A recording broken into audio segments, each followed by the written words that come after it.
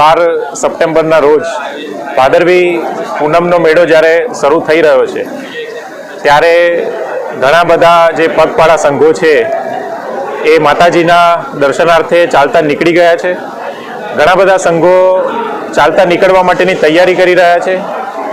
ઘણા સેવા કેમ્પો પણ સ્થપાઈ ગયા છે. ઘણા સેવા કેમ્પો ટૂંક સમયમાં શરૂ થવાની તૈયારીમાં છે. ત્યારે હું દેવસ્થાન ટ્રસ્ટ વતી અને જિલ્લા વહીવટી તંત્ર વતી સમગ્ર રાજ્ય, દેશ અને વિશ્વના ખૂણે ખૂણે રહેલા તમામ માઈ ભક્તોને આ જે ભાદરવી પૂનમના મેળામાં પધારવા માટેનું હાર્દિક નિમંત્રણ આપું છું.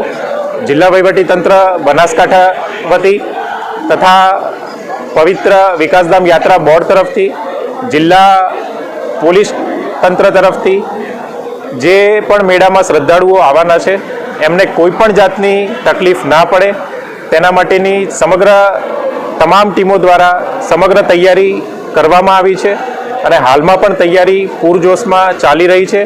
ફરી એક વખત તમામ માઈ ભક્તોને આ ભાદરવી પૂનમના મેળામાં પધારવા માટે, માતાજીના દર્શન કરવા માટે, આશીર્વાદ લેવા માટે હું સર્વેને હાર્દિક નિમંત્રણ આપું છું. ધન્યવાદ. જય અંબે.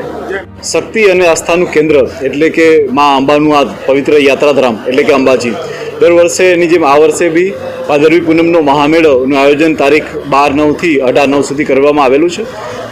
આ દિવસો દરમિયાન આશરે 40 લાખથી વધારે યાત્રીઓ જે છે એ અંબાજી આવતા હોય છે, જેને લઈ અને રેવન્યુ તંત્રની સાથે સાથે પોલીસ તંત્રએ બી પ્રોપર રીતે આમાં મહેનત કરેલી છે અને બંદોબસ્તની પૂરતી સંખ્યામાં પોલીસ અને એના ઉપરી અધિકારીઓને મૂકવામાં આવ્યા છે.